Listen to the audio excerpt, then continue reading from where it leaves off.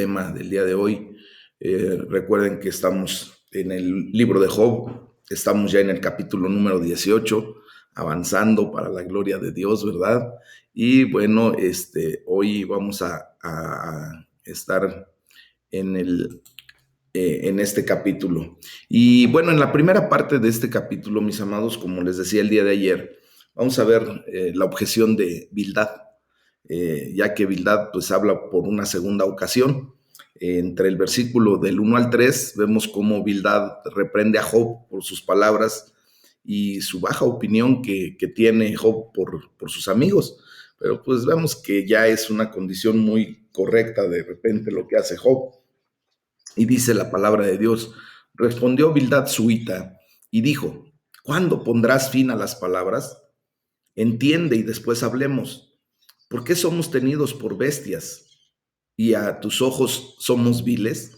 Fíjense nada más cómo Bildad, pues aquí básicamente regresa las palabras de Job que utilizó en el capítulo número 16. Parece que ya todos estaban pues cansados, ¿verdad?, de escucharse hablar unos a otros. Sin embargo, pues el asunto estaba muy lejos de ser resuelto todavía.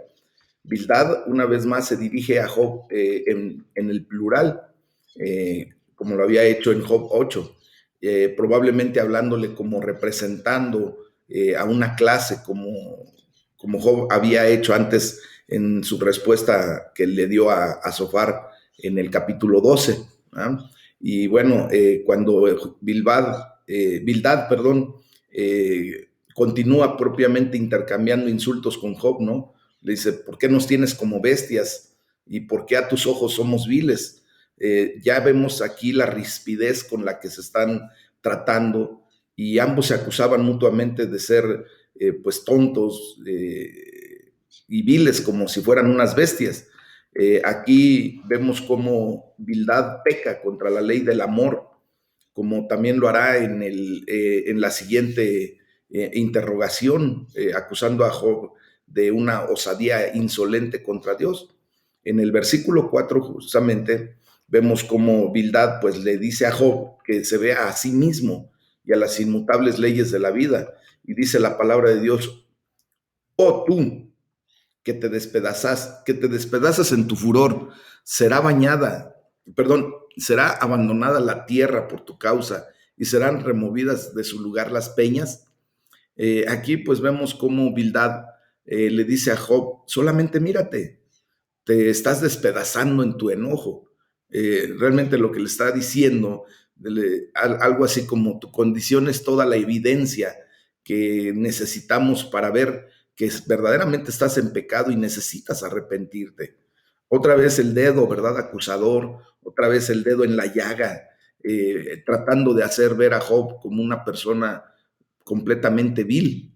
Y por eso Job le responde de la manera en que lo hace, ¿verdad?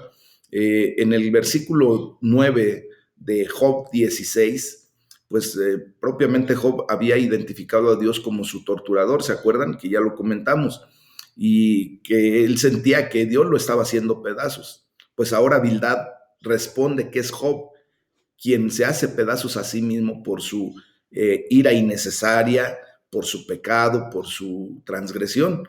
Pero pues estamos viendo que, ¿cómo se llama? Job está respondiendo a esa condición, pues simplemente porque ya lo están hostigando constantemente. Entonces, mis amados hermanos, nosotros estamos viendo que Bildad le hace el comentario: ¿acaso será abandonada la tierra por tu causa? Aquí vemos que Bildad sentía que Job quería anular las leyes inmutables de la vida, ¿verdad? Lo que Dios había establecido, principalmente las leyes de causa y efecto, que nos dicen que Job pues ha provocado su propia crisis por su propio pecado y sobre todo por la negativa de arrepentimiento. Recuerden que ya en esos tiempos, pues la gente comprendía verdaderamente que cuando se acercaban a Dios en una actitud humilde, en una actitud correcta, haciendo teshuvá, podían obtener el perdón de sus pecados si lo hacían de una manera bien establecida por Dios, a través de ¿cómo se llama?, el sacrificio, a través del holocausto, a través de todos los rituales, ¿verdad?, que Dios había establecido pues para el perdón de los pecados. En aquel tiempo obviamente no podían acercarse todavía a Jesucristo como tal, porque pues aún no había venido a la tierra, pero sí en la tipología del el sacrificio que se llevaba a cabo de seres inocentes, bien podían acercarse a Dios. Entonces, realmente está haciendo aquí la observación de que independientemente de que hubiera pecado, lo más grave para él era que se negaba a arrepentirse delante de Dios y a pedir perdón. Entonces, Bildad pues también estaba enojado porque consideraba que la actitud de Job amenazaba el orden moral con violencia y le recordaba a Job que las cosas estables no podían ser cambiadas para solamente beneficiar a un hombre, beneficiar precisamente a Job. Entonces, voy a citar a Adam Clarke, que intentó capturar el pensamiento de Bildad y escribió: por decirlo menos, las aflicciones son algo común en el hombre. ¿Debe Dios obrar un milagro en providencia para poder exentarte de la operación de causas naturales? ¿Deseas cultivar toda la atención y el cuidado de la providencia para ti solo? O sea, dice este hombre, Adam Clarke, qué orgullo e insolencia.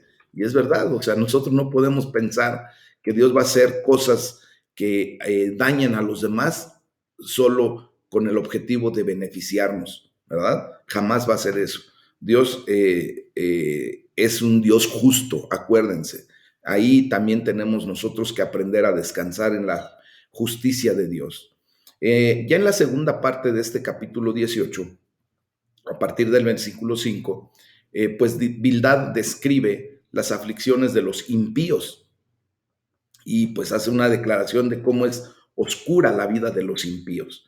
Y dice la palabra de Dios: ciertamente la luz de los impíos será apagada y no resplandecerá la centella de su fuego. La luz se oscurecerá en su tienda y se apagará sobre él su lámpara. Otra vez vemos cómo Bildad quería enseñar a Job sobre la vida y la suerte de los pecadores, de los impíos. Y al hacerlo, pues esperaba que Job, ¿verdad?, obtuviera la idea de que se encontraba entre esos impíos, entre esos pecadores, entre esas personas que Bildad describía. Y por lo tanto, pues ahora vemos que hasta la preocupación de Bildad, ¿verdad?, era grande por Job. Sin embargo, pues era establecer en la mente de Job la certeza absoluta de que todo hombre impío recibe su pago completo en esta vida, obviamente por sus obras de pecado, ¿verdad?, de maldad. Pero pues obviamente nosotros sabemos que Job no estaba dentro de esa lista de personas. Dice Bildad: la luz se oscurecerá en su tienda. Pues al final del discurso anterior que estudiamos el día de ayer de Job, ahí en el capítulo 17, de los versículos 10 al 16, pues describía la oscuridad de su vida. Job mismo, ¿verdad? Pero él se sentía así por el dolor, por la pena, por la condición que estaba pasando. Todo en el melancólico contexto, ¿verdad?, de la tumba como un hogar donde él sentía que ya era bienvenido. Eso lo había dicho Job en el capítulo 17. Por lo tanto, ahora Bildad quería que Job pues viera que esa perspectiva oscura de la vida significaba que él mismo se estaba encontrando entre los impíos, o sea, estaba utilizando propiamente las palabras de Job como para señalarlo y volver a encajonarlo en esa condición. Pero no se da cuenta de que Job pues estaba en una actitud, ¿verdad?, en un discurso melancólico, en un discurso donde pues él sentía que ya su vida no tenía gran sentido, pero no por su pecado, sino por lo que estaba viviendo y lo que le estaba aconteciendo. Ya de los versículos 7 al 10, vemos el peligroso camino de los perversos, como lo declara Bildad, ¿verdad? Dice: sus pasos vigorosos serán acortados y su mismo consejo lo precipitará, porque red será echada a sus pies y sobre mallas andará, lazo prenderá su calcañar, se afirmará la trampa contra él, su cuerda está escondida en la tierra y una trampa le aguarda en la senda. Aquí Bildad está describiendo al hombre impío, pues como alguien débil en sus pasos, que es incapaz o no está correctamente dispuesto a continuar la travesía de la vida. Él sentía que esto describía a Job acertadamente y lo colocaba nuevamente entre los hombres impíos. Eh, Obviamente podemos comprender que no solo el hombre impío es débil en su travesía, mis amados, pues también se encuentra en un sendero peligroso. ¿Verdad? Una persona que hace el mal, que está en pecado, que constantemente se mete en lugares donde no son los correctos, pues anda como sobre mallas, ¿verdad? En un sendero peligroso que bien lo va a llevar a la muerte y a la muerte eterna, porque obviamente si está en el pecado, pues ahí será. Entonces, este hombre impío pues se dirige justo a los problemas. Dice Bildad, porque será echada red a sus pies, y es así. Recuerden que ya hemos comentado que lo que declaran estos hombres es algo correcto, pero no en el contexto de lo que está viviendo Job. Todos sabemos que un hombre impío, una persona que está en su pecado, pues se dirige siempre a los problemas, busca los problemas. Pero en la perspectiva de Bildad, Job caminó hacia su propia crisis y por eso dice que se afirmará la trampa contra él. Entonces, mis amados, nosotros tenemos que ser bien claros en este punto de que efectivamente Bildad está diciendo lo correcto, pero no en el contexto, no en la condición de Job, como les vuelvo a repetir, ¿ok? De los versículos 11 al 16, nuevamente Bildad hace una declaración fuerte acerca de la miseria y de la miserable vida de los impíos. Dice la palabra de Dios: de todas partes lo asombrarán temores y le harán huir desconcertado. Serán gastadas de hambre sus fuerzas y a su lado estará preparado quebrantamiento. La enfermedad roerá su piel y a sus miembros devorará el primogénito de la muerte. Su confianza será arrancada de su tienda y al rey de los espantos será conducido. En su tienda morará como si no fuese suya. Piedra de azufre será esparcida sobre su morada. Abajo se secarán sus raíces y arriba serán cortadas sus ramas. Bueno, una vez más, Bildad toma afirmaciones anteriores de Job y ahora las voltea en su contra. ¿Ah? Job habló en su discurso anterior sobre cómo se sentía atacado y dañado por Dios por todos lados. Ya lo vimos en el capítulo 16. Y ahora Bildad pues toma esto como una evidencia de la perversidad de Job. O sea, ya lo está declarando realmente un hombre perverso, ¿verdad? Parte de la crisis médica de Job era una enfermedad de la piel, se recuerdan. Por eso dice, la enfermedad roerá su piel, o sea, está apuntando todo hacia la condición de Job. Bildad está diciendo, el perverso tiene terribles problemas con su piel, y eso significa que tú, Job, estás entre esos perversos. Justamente por eso te puedo decir que no te has arrepentido, que sigues en el pecado. ¿Ah? Entonces, vemos también cómo Bildad hace el simple cálculo de que los impíos pues sufren grandes crisis. Job estaba en este momento de su vida sufriendo una gran crisis, ¿verdad? Dios permitió que pasara y por lo tanto Bildad pues cree que Job debía estar entre los impíos y mientras más pronto reconociera su condición, pues sería mejor porque Dios lo perdonaría y entonces Dios traería bendición a la vida de Job y ya lo quitaría de toda esa condición. Cuando hace la observación de que y al rey de los espantos será conducido, pues aquí parece ser una descripción poética, ¿verdad? Maravillosa de la muerte misma. Y se le da el horrorífico título de rey de los espantos a la muerte. Recuerden cómo la muerte es especificada aquí en este capítulo, ¿verdad? Y este rey de los espantos nos recuerda a la deidad cananita Mot, que era el dios de la muerte para los cananeos, cuyo esófago alcanza de la tierra al cielo y es la deidad devoradora para los cananitas. Entonces, mis amados, esto simplemente lo toma este hombre, Bildad, como para hacerle saber que prontamente ya estaba en la muerte, ¿verdad?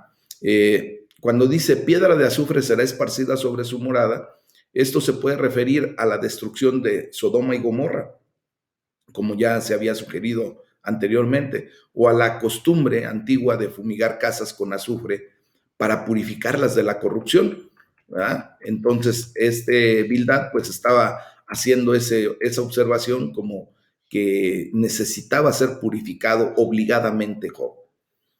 Ya entre los versículos del 17 al 21, pues habla acerca del triste destino de los impíos. Dice, su memoria perecerá de la tierra y no tendrá nombre por las calles. De la luz será lanzado a las tinieblas y echado fuera del mundo. No tendrá hijo ni nieto en su pueblo, ni quien le suceda en sus moradas. Sobre su día se espantarán los de occidente y pavor caerá sobre los de oriente. Ciertamente tales son las moradas del impío y este será el lugar del que no conoció a Dios. En el discurso anterior vemos cómo Job rogaba que la tierra, ¿verdad?, clamara a su favor, testificando su inocencia delante de Dios. Lo vimos en Job 16. Ahora aquí Bildad, le decía a Job que no había posibilidad de eso si moría en su estado perverso, si moría sin haberse arrepentido, porque de ser así, pues simplemente estaría entre esos cuya memoria perecerá de la tierra.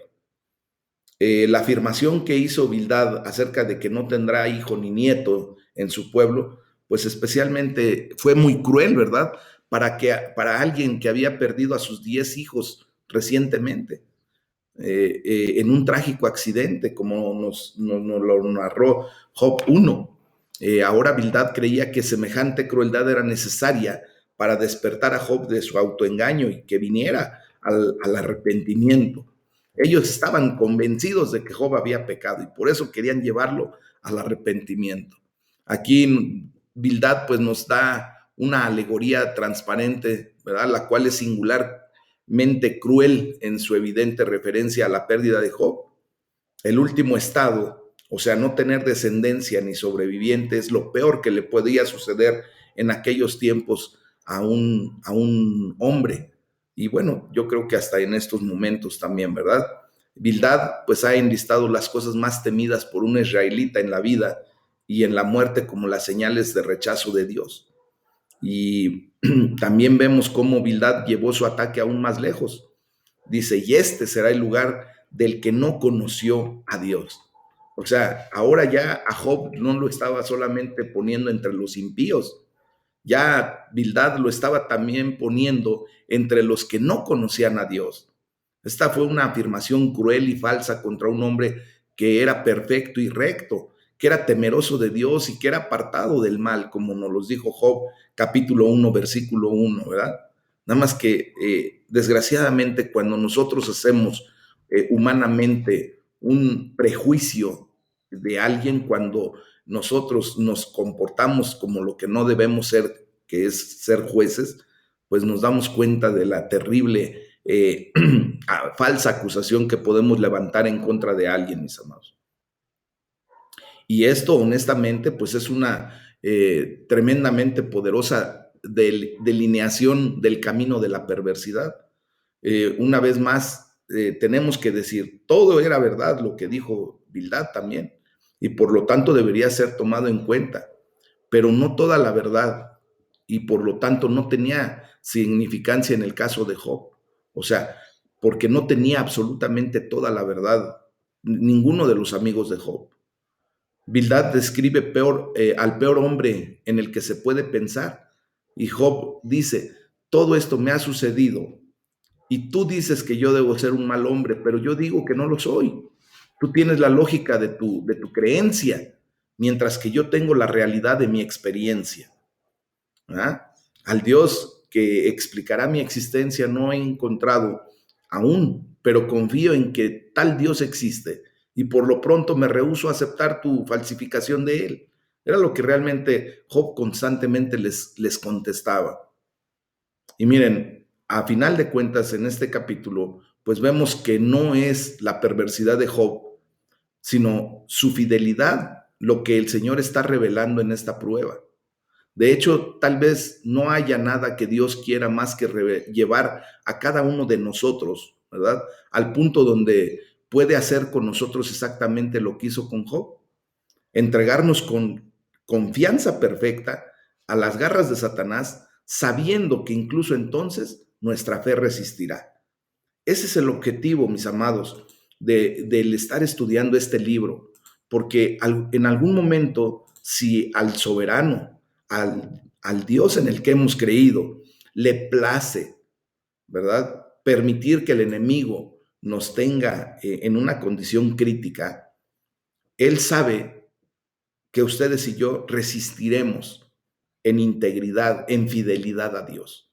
Él es lo que verdaderamente quiere probar cuando nuestro espíritu está siendo fortalecido, cuando nosotros estamos creciendo en el área espiritual, cuando estamos siendo maduros, porque obviamente ahora estamos comprendiendo que muchas cosas que nos están pasando y que tal vez nos pasarán, van a ser la evidencia de que verdaderamente hemos depositado nuestra fe y nuestra confianza en el Dios Todopoderoso, mis amados.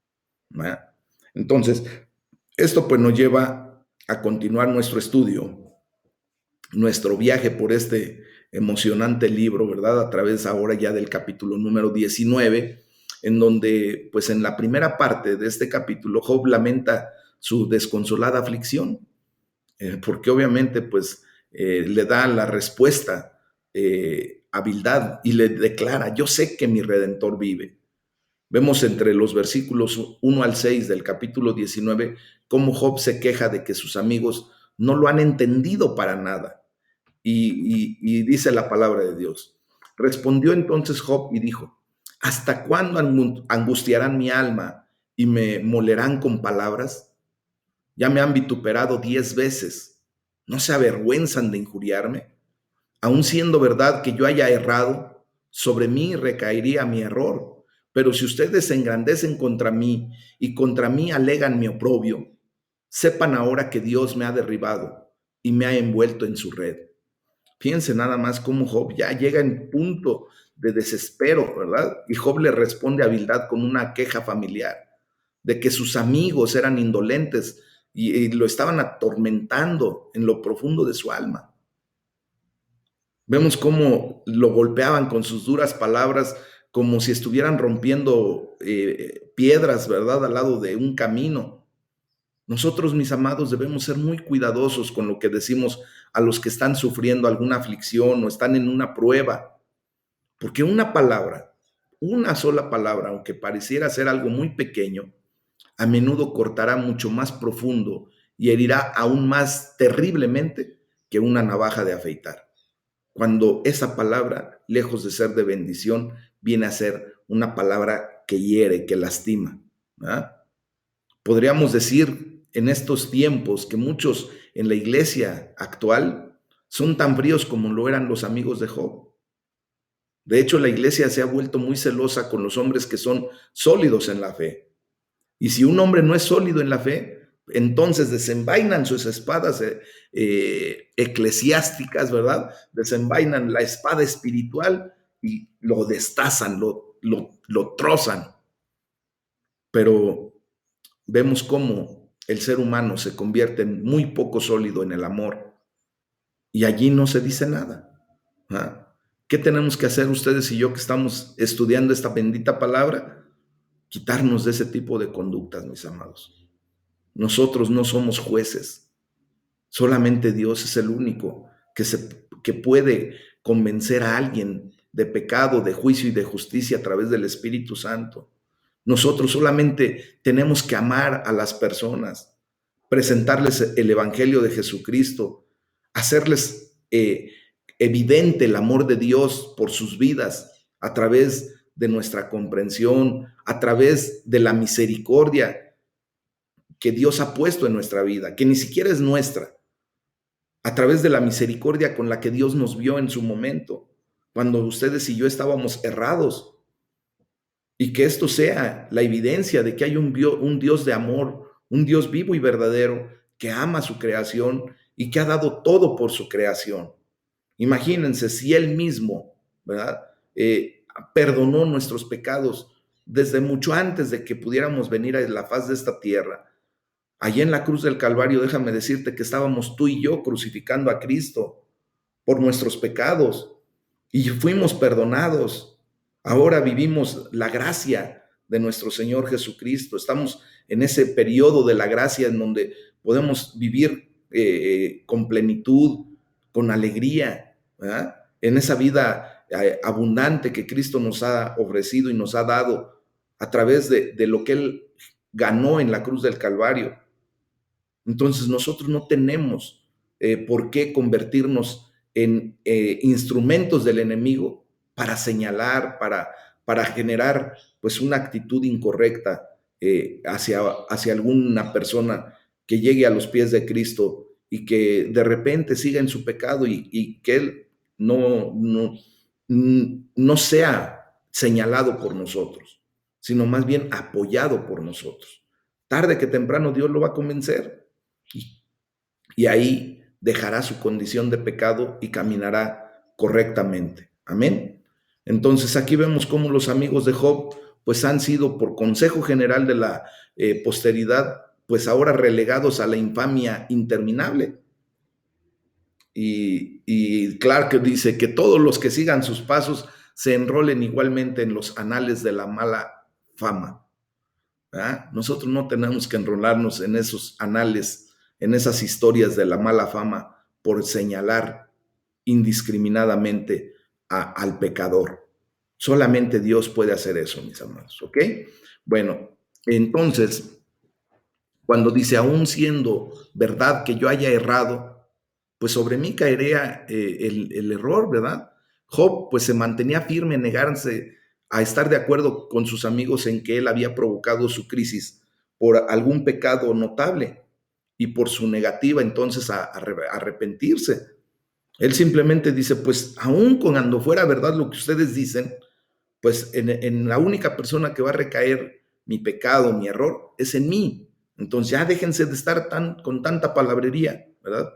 Dice, sepan ahora que Dios me ha derribado y me ha envuelto en su red. Job lo único que insistía a sus amigos es que no era una víctima culpable delante de un Dios justo.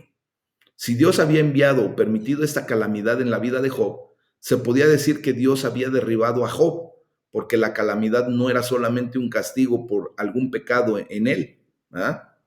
Por supuesto, pues debemos ver que permitiendo el aspecto emocional de este doloroso discurso, pues ahora entendemos cómo Job podía decir, sepan ahora que Dios me ha derribado.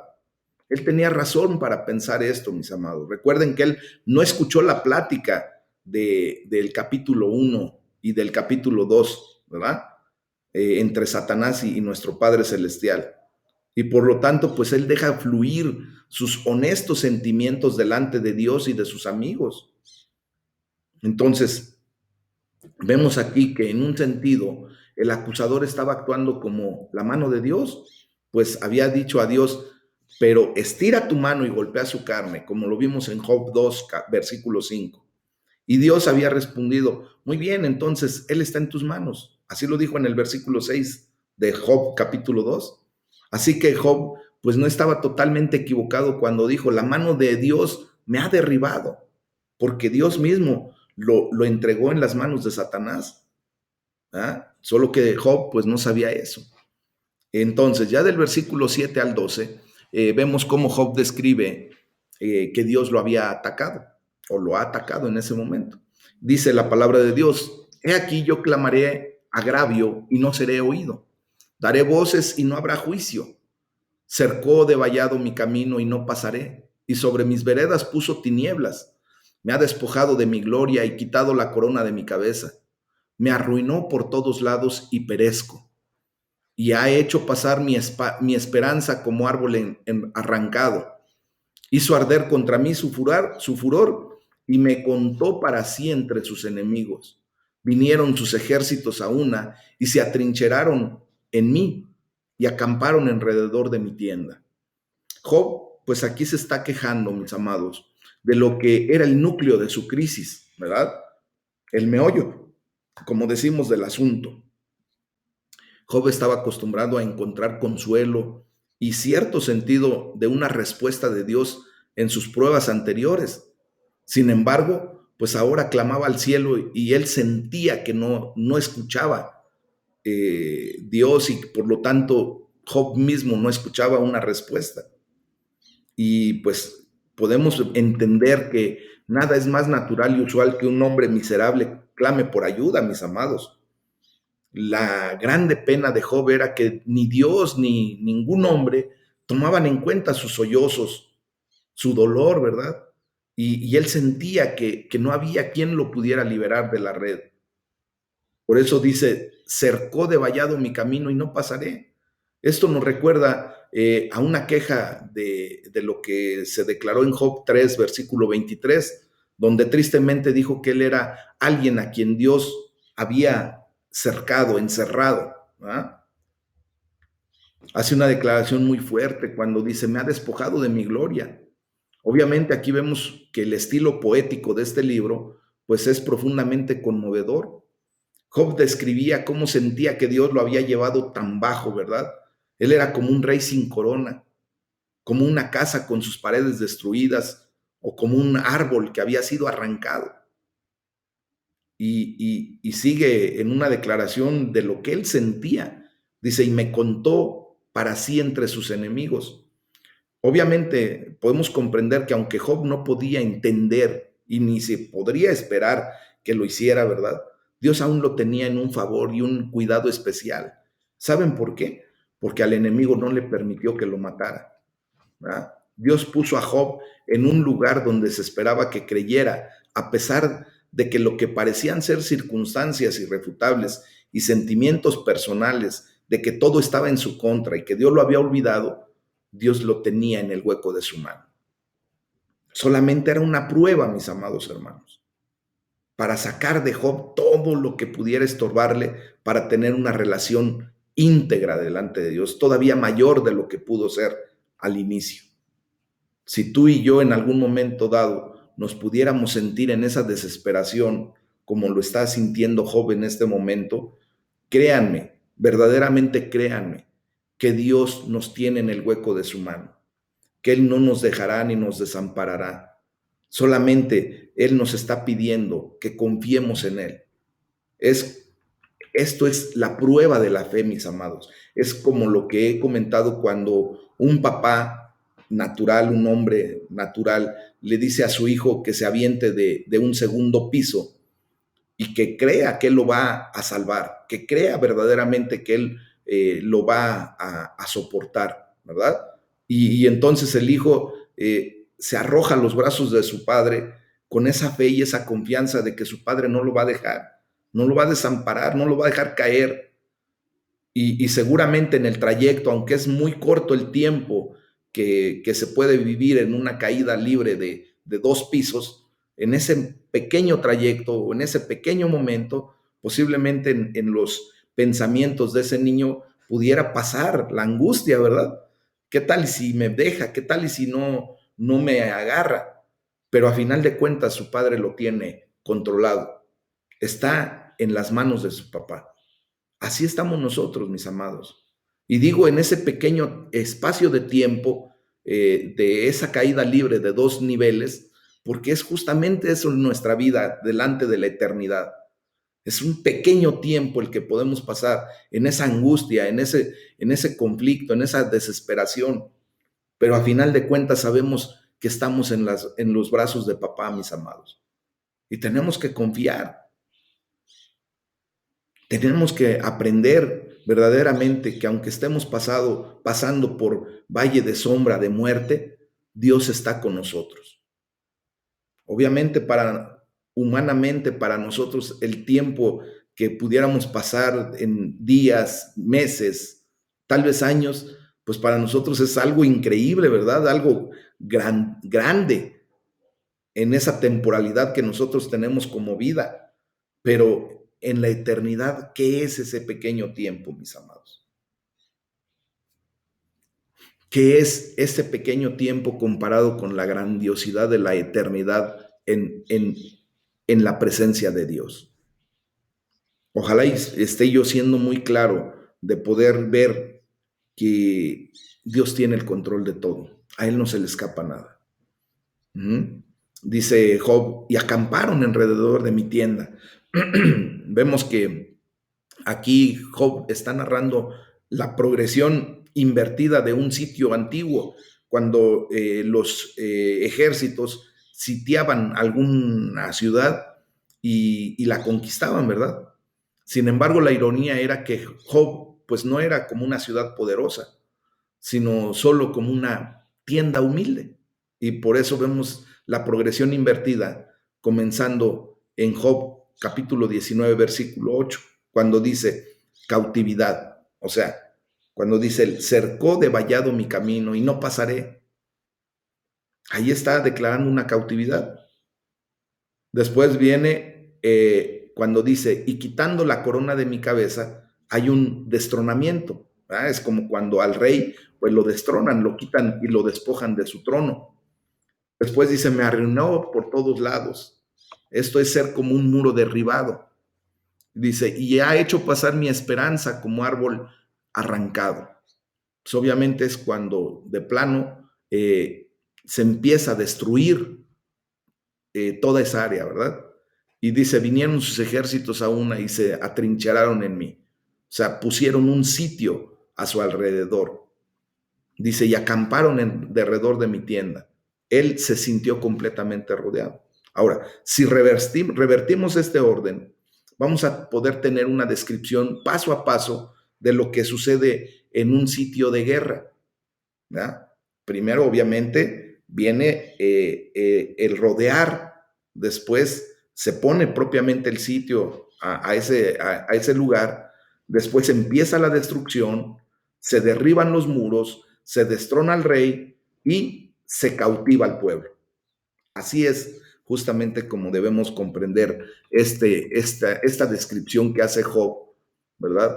Acerca de la progresión invertida de un sitio, de un punto de guerra. Ya de los versículos 13 al 20, Job describe los amargos resultados del ataque de Dios en su contra. Y dice la palabra de Dios, hizo alejar de mí a mis hermanos y mis conocidos como extraños se apartaron de mí. Mis parientes se detuvieron y mis conocidos se olvidaron de mí. Los moradores de mi casa y mis criadas me tuvieron por extraño. Forastero fui yo a sus ojos. Llamé a mi siervo y no respondió. De mi propia boca le suplicaba. Mi aliento vino a ser extraño a mi mujer, aunque por los hijos de mis entrañas le rogaba. Aún los muchachos me menospreciaron. Al levantarme, hablaban contra mí. Todos mis íntimos amigos me aborrecieron y los que yo amaba se volvieron contra mí. Mi piel y mi carne se pegaron a mis huesos y he escapado con solo la piel de mis dientes. Fíjense nada más, cómo Job probablemente se refería a sus tres amigos, a Elifaz, a Bildad y a Zofar. Él alguna vez los consideró como hermanos cercanos, pero ahora sentía que lo habían abandonado y de hecho que se habían puesto hasta en su contra. Antes de su crisis, recuerden que Job era un hombre rico e influyente y tenía siervos, ¿verdad? Tenía esclavos prácticamente. Sin embargo, ahora sus propios criados pues no le obedecían ni lo respetaban. Job se encontraba en un estado tan miserable, tanto física como espiritualmente, que hasta su esposa no quería tener ya nada que ver con él, ¿verdad? Los hijos a los que Job se refiere aquí, pues deben ser los nietos de los que eran simbólicamente sus hijos. Parece que todos los 10 hijos de Job, pues recuerden que murieron en ese trágico accidente de Job 1:2. Sin embargo, podemos, ¿verdad?, generar el comentario de que Job tenía en mente que sus hijos lo maldijeron o lo rechazaron desde el más allá. Él sentía que ellos desde su lugar en la vida después de la muerte, pues ahora ya lo consideraban como extraño. Entonces, en cualquier sociedad, mis amados, nada duele más que el rechazo por parte de la familia y de los amigos. Pero ¿qué podía ser peor en una sociedad patriarcal que tener hijos que ridiculizaran al patriarca, al padre? ¿Ah? Entonces, en este punto vemos cómo Dice, mi piel y mi carne se pegaron a mis huesos y he escapado con solo la piel de mis dientes. Aquí vemos cómo Job se refería a su condición enfermiza y, y malicienta ya, ¿verdad? Él se sentía completamente deteriorado. Y qué tan cerca él ya se sentía de la muerte física. Mis amados, dice, con solo la piel de mis dientes. Obviamente, pues sabemos que no hay piel sobre los dientes, o apenas alguna, ¿verdad? La encía. Y por lo tanto, Job intenta decir que casi ya no quedaba nada de él, como nada más las puras encías le recubrían parte de su dentadura. Entonces, mis amados, quiero hacer el comentario tomando de la versión de la Biblia en inglés de la James Kingdom del rey Jaime. Hace una traducción literal de esto y por lo tanto, pues ahora creó un modismo en la lengua inglesa para una fuga estrecha. Dice, por la piel de mis dientes. Quiero leerlo en inglés como dice aquí, dice, by the skin of my teeth, ¿verdad? Por la piel de mis dientes. Este modismo ya se hizo como una expresión muy aceptada entre las personas de habla inglesa. Algunos piensan que Job se refería a que solo sus encías no habían sido afectadas por la condición de su enfermedad, y otros sugieren que Job estaba tan torturado que roía su piel con los dientes o en sus propios labios se mordía en su agonía. Y por eso decía que solamente quedaba esa pequeña piel en sus dientes. Entonces, aquí, mis amados, vemos cuál era ya la desesperación de este pobre hombre. Ya en la segunda parte de este capítulo 19, vemos cómo Job proclama su confianza en Dios como su redentor y juez. De los versículos 21 al 22, Job suplica por compasión a sus amigos y les dice, oh, ustedes, mis amigos, tengan compasión de mí, porque la mano de Dios me ha tocado. ¿Por qué me persiguen como Dios? Y ni aún de mi carne se sacian. Fíjense cómo a la luz de la elocuencia y la verdad de su queja anterior, Job llamaba a sus amigos a que por lo tanto tuvieran ya compasión de él, que en vez de unirse en su contra, en un concierto de condenación, pues debían tener compasión de este que había sido tan afligido ya por la mano de Dios, ¿verdad? Dice, ¿por qué me persiguen como Dios? Job hizo esta apelación a Dios y sentía que no le había dado respuesta. Pues ahora entonces apelaba a sus amigos y esperaba que por lo menos volteara sus corazones hacia él. Y ya entre los versículos 23 al 29, pues se declara la triunfante proclamación de fe de Job.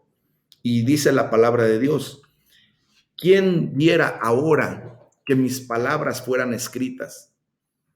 ¿Quién diese que se escribieran en un libro, que con cincel de hierro y con plomo fueran esculpidas en piedra para siempre? Yo sé que mi Redentor vive y al fin se levantará sobre el polvo.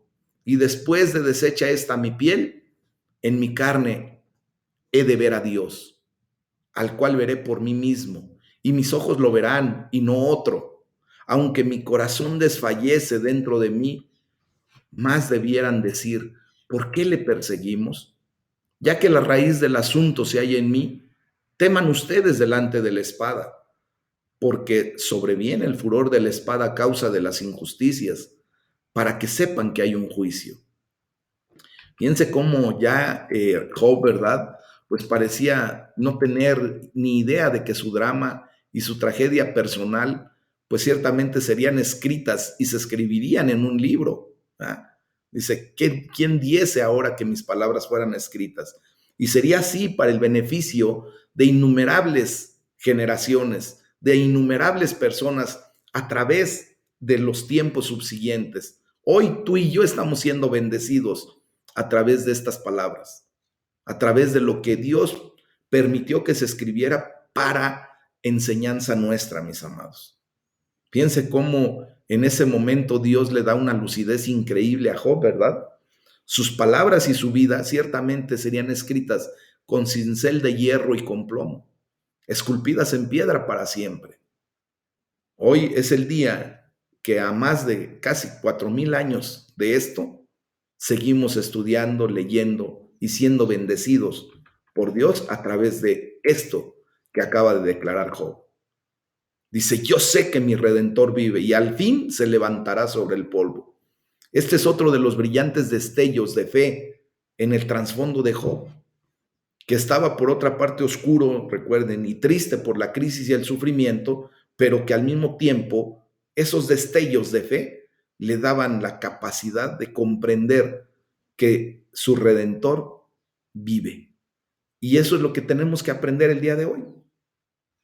Justo cuando nosotros podamos pensar que todo está en nuestra contra, que no va a haber salida, que no vemos la luz al final del túnel, tiene que venir ese destello de fe a nuestra vida y declarar la verdad.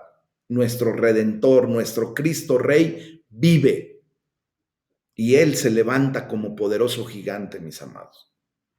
Entonces vemos aquí cómo Job, ¿verdad? Tal vez cuando consideraba que las futuras generaciones ciertamente verían su vida y sus palabras, fue movido a una triunfante declaración de fe. Sabes que lo que tú declaras por fe va a venir a tener repercusión a la vida de tus generaciones. Cuando hoy tú te levantas con autoridad y declaras, mi Redentor vive, mi Salvador, mi Señor vive y reina, déjame decirte que esto afectará positivamente a tus generaciones. Amén. Entonces, quiero decirles que la palabra traducida como redentor es la palabra hebrea Goel y está representando uno de los maravillosos conceptos del Antiguo Testamento.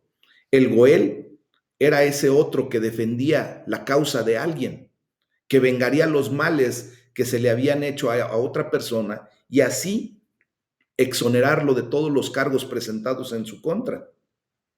O sea, un redentor era un vindicador de alguien injustamente dañado. El Goel era un defensor de los oprimidos. El Goel era un campeón de las víctimas, mis amados. El Goel era un abogado del que ha sido castigado injustamente. Ahora te quiero decir algo y lo declaro para la gloria de Dios. Si alguna vez fuiste dañado, quiero declararte y decirte que el Redentor ha venido a tu vida y se ha puesto a tu lado como tu campeón y como tu abogado. Sí, te estoy hablando claramente del Goel, de Cristo Jesús. El significado de la palabra Goel o Redentor es fundamental para entender este pasaje, pero también es fundamental para entender la palabra de Dios en nuestras vidas. La palabra que estamos declarando es importante en la jurisprudencia del Antiguo Testamento, porque en aquel momento pues tenía un aspecto criminal y civil. Era como un vengador de la sangre y un goel pues tenía la responsabilidad de vengar la sangre del pariente que había sido asesinado, como lo declara el libro de Números, ¿verdad? Pero ahora vemos que también ese goel no busca venganza, sino justicia. O sea, por el lado civil era un redentor o un vindicador. Tenía la responsabilidad de comprar de vuelta y así redimir la herencia perdida de un pariente muerto. Como tal, era el defensor o campeón de los oprimidos. Entonces, ¿quién viene a ser, mis amados hermanos, el Goel para nuestras vidas? El parentesco de Cristo con su pueblo debe ser considerado como un consuelo porque es voluntario. Él se levantó como ese Goel. Tenemos a algunos tal vez que están relacionados con nosotros por sangre, sin embargo, pues a lo mejor no desearían estarlo, ¿verdad? Muchas veces cuando un hombre rico tiene relaciones pobres, está medio avergonzado del parentesco entre ellos y desearía que no existiera tal parentesco. O sea, se avergüenza sobre esas personas.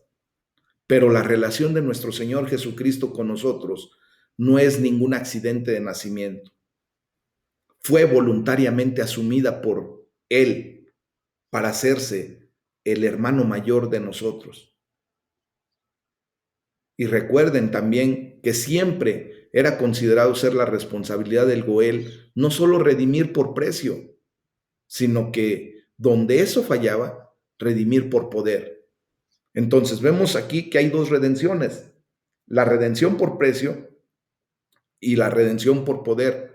Y ambas, esas dos redenciones, Cristo las obtuvo para nosotros. ¿Por qué por precio? Por su sacrificio en la cruz del Calvario. ¿Y por qué por poder? Porque con su divino Espíritu Santo, que ha venido a nuestros corazones y está renovando nuestra propia alma. Entonces, en Cristo tenemos al Redentor perfecto, al Goel perfecto que se ha levantado para nuestras vidas. Entonces, cuando dice yo sé, estamos impresionados con la certeza de Job, mis amados.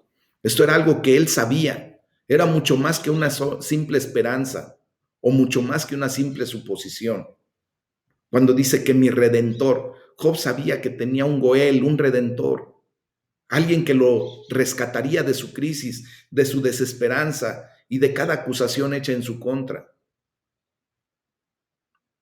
Dice que mi redentor vive. Job sabía que su redentor estaba vivo y que porque vivía también podía traer a Job a la vida. Y nosotros tenemos toda esa esperanza, mis amados. Amén.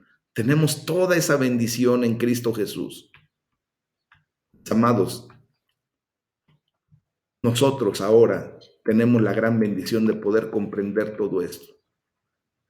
Job no tenía miedo del juicio porque estaba confiado en que los cargos en su contra eran falsos y que su redentor lo vindicaría. Sin embargo, quiero decirles que nuestro redentor también nos limpia de nuestra verdadera culpa. Quiero citar a Spurgeon y con esto terminamos el día de hoy, cuando dijo, hay otro pensamiento más consolador, que nuestro vindicador nos limpiará de nuestros verdaderos pecados, de nuestros verdaderos cargos, así como de los falsos. En cuanto a los falsos, ¿por qué importan? Son los verdaderos los que realmente nos preocupan. ¿Puede Cristo limpiarnos de ellos? Sí, sí puede. Amén. Entonces, con esto, tengamos la bendición el día de hoy de saber que Jesucristo se ha levantado como ese poderoso gigante, como ese Goel redentor para nuestras vidas. Amén. Y en Él descansamos. La gloria sea para nuestro Padre Celestial. Vamos a orar. Es el tema del día de hoy. Y